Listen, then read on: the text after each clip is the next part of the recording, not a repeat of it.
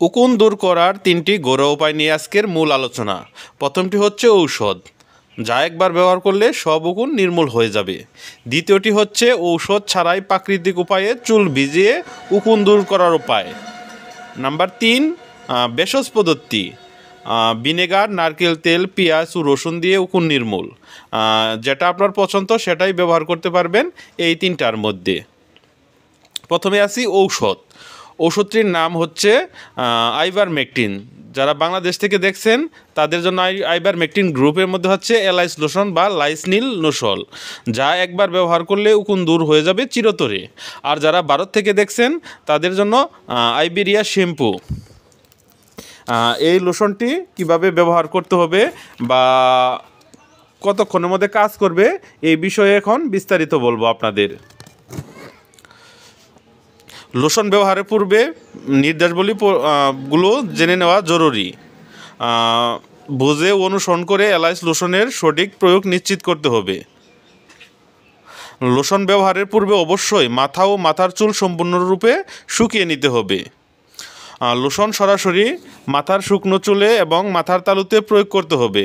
প্রথমে মাথার তালুর নিকটবর্তী চুল থেকে শুরু করে ধীরে ধীরে দূরবর্তী চুল এলাইস লোশন প্রয়োগ করতে হবে। চুলের সকল অংশে এলাইস লোশনটি মালিশ করতে হবে। সমস্ত মাথা এলাইস লোশন দিয়ে ভালোভাবে আবৃত করতে হবে যাতে সমস্ত উকুন ও এর ডিম এলাইস লোশনের সংস্পর্শে আসে। প্রত্যেকটি চুলের গোড়া থেকে শেষ পর্যন্ত যাতে এলাইস লোশন দিয়ে আবৃত থাকে তা নিশ্চিত করতে হবে। পর্যাপ্ত পরিমাণে ব্যবহার করতে হবে যাতে মাথা ও সমস্ত চুল আবৃত হয়। ছোট চুলের জন্য 60 গ্রাম বা 1টি টিউব এবং লম্বা চুলের জন্য 120 গ্রাম বা 2টি টিউব। এলাইস লোশন ব্যবহারের পর 10 মিনিট রেখে দিতে হবে। এলাইস লোশন দিয়ে সম্পূর্ণভাবে মাথা ও চুল আবৃত করার পর থেকে 10 মিনিট সময় হিসেব করতে হবে। 10 মিনিট পর শুধুমাত্র পানি দিয়ে সম্পূর্ণরূপে মাথা ও চুল ধুয়ে ফেলতে হবে। 24 ঘন্টার আগে শ্যাম্পু বা সাবান ব্যবহার করা যাবে না।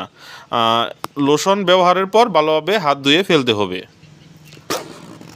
এরপর বলবো দ্বিতীয় পদ্ধতিটি হচ্ছে প্রাকৃতিক উপায়ে ঔষধ যারা পছন্দ করে না তাদের জন্য।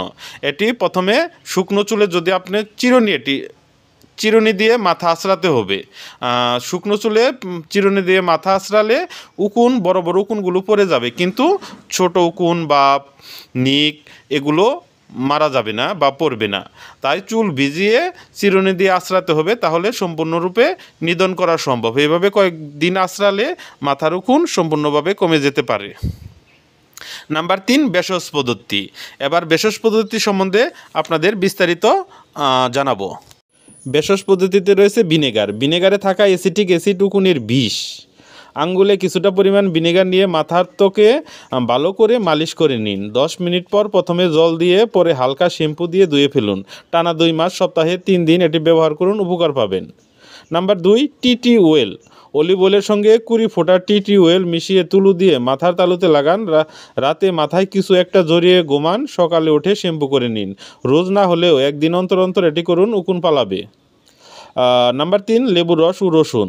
4 কোয়া রসুন থেঁতো করে নিন। লেবুর রসের সঙ্গে রসুনের রস মিশিয়ে মাথায় লাগান, তোয়ালে জড়িয়ে আধ ঘন্টা রাখুন, তারপর শ্যাম্পু করে নিন। নাম্বার 4, পেঁয়াজে থাকা সালফার উকুনের জম।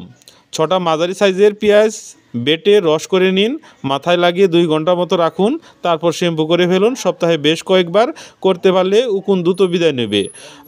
তবে সবচেয়ে কার্যকরী পদ্ধতি হলো উকুননাশক শ্যাম্পুটি, যেটা এলাইস লোশনটা কথা বললাম আর কি। উকুনের বিস্তার রোধে প্রয়োজনীয় পরামর্শ। যাদের মাথায় জীবিত উকুন আছে তাদের মাথার সংস্পর্শে আসা থেকে বিরত থাকতে হবে।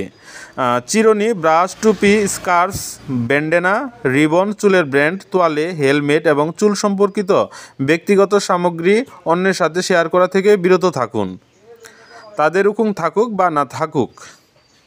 উকুনে আক্রান্ত ব্যক্তি দ্বারা ব্যবহার করা বিছানা, বালিশ এবং কার্পেট উকুনের উপস্থিতি থাকতে পারে। নাম্বার 4, উকুনের চিকিৎসা শেষে 1 সপ্তাহ পর পরিবারের সবাইকে পরীক্ষা করতে হবে মাথায় উকুন আছে কিনা। তো এই ছিল আজকের আমাদের মূল টপিকস।